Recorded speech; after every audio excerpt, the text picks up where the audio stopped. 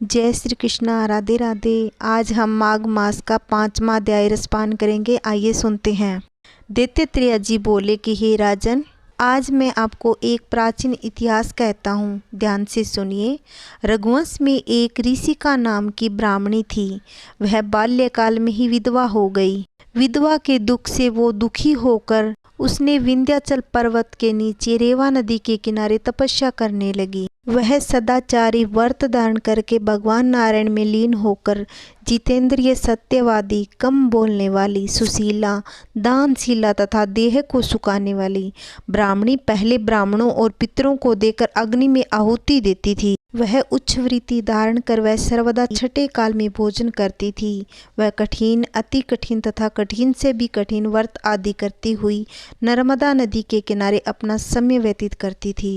वह वल्कल धारण करती थी और संतोष से अपना जीवन बिताती थी। उसने रेवा और कपिल नदी के संगम में 60 वर्ष तक माघ स्नान किया और वह वहीं पर मृत्यु को प्राप्त हो गई। हे राजन, माघ स्नान के पुण्य प्रभाव से वह विष्णु लोक में जाकर आनंद से 4000 वर्ष तक निवास करती रही। फिर सुंद और उपसुंद नाम के असुरों का नाश करने के लिए तिलोत्तमा नाम से ब्रह्मा लोक में रही।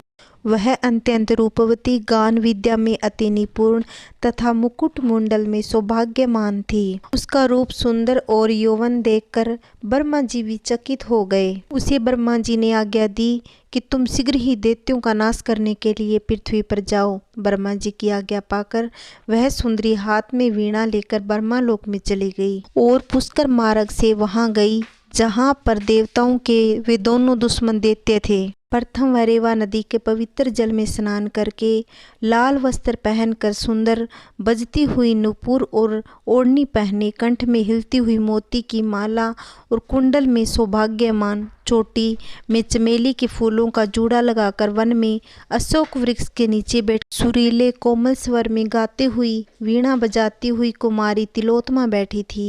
हे राजन, वहाँ सुंद और उपसुंद के सैनिकों ने आश्चर्यचकित होकर चंद्रमा की कला के दृश्य उस तिलोत्तमा को देखा और शीघ्र ही सुंद और उपसुंद के पास जाकर उस सुंदरी के वन में आने का समाचार सहित उसे कहने लगे। सैनिक उन दैत्यों से कहने लगे कि हे महाराज, ऐसी परम सुंदरी स्त्री कामदेव को भी लज्जित दे हमने कभी नहीं देखी। आप भी चलकर देखिए। सेनापतियों के वचन को सुनकर वे दोनों सुंद और उपसुंद मदिरा का पात्र को छोड़कर स्त्रियों का त्याग कर जलाशय से बाहर निकलकर उनके पास पहुंचे। जल्दी से वहां पर गए जहां पर वह उन दोनों असुरों की कामिनी भड़काने के लिए श्रृंगार किए बैठी थी। हे राजन, वे दोनों उसके रूप से मोहित होकर उसके पास जाकर अत्यंत कामंद होकर आपस में कहने लगे, भाई आप इसके पास से हट जाइए, यह कमल नयनी मेरी भार्या होगी। इस प्रकार दोनों आपस में झगड़ने लगे। वे दोनों एक दूसरे पर प्रहार करने लगे। आघात से वे दोनों मरकर पृथ्वी पर गिर पड़े। इन दोनों को मरा हुआ देखकर सैनिकों ने बड़ा कौतूहल किया, क्या हो गया। इस प्रकार सेना के कहने को सुनकर वह तिलोत्तमा दोनों दैत्यों को पर्वत के नीचे गिराती हुई 10 दिशाओं को प्रकाशमान करती हुई आकाश मार्ग से देव कार्य करके ब्रह्मा जी के पास चली गई। तब प्रसन्न होकर ब्रह्मा ने कहा, हे चंद्रवंदनी, मैंने तुमको सूर्य के रथ पर स्थान दिया। जब तक आकाश में स्थित सूर्य है तब तक तुम नाना प्रकार के भोगों को भोगो। हे राजन, ब्रह्मा जी उत्तम अप्सरा होकर अब भी सूर्य लोक में माघ स्नान का फल उपभोग करती है। इसलिए हे राजन, श्रद्धावान मनुष्य को उत्तम गति प्राप्त करने के लिए मकर के सूर्य में स्नान करना चाहिए, जिससे सभी पुरुषार्थ प्राप्त होकर सभी पापों का विनाश होता है। दक्षिणा सहित सभी यज्ञ इसकी बराबरी नहीं कर सकते। हे राजेंद्र, तीर्थ में माघ स्नान करने से समान पापों का विनाश कर स्वर्ग देने वाला, संसार में कल्याण करने वाला और कोई उपाय नहीं। आज का 5वां अध्याय समाप्त। जय श्री कृष्णा, राधे राधे।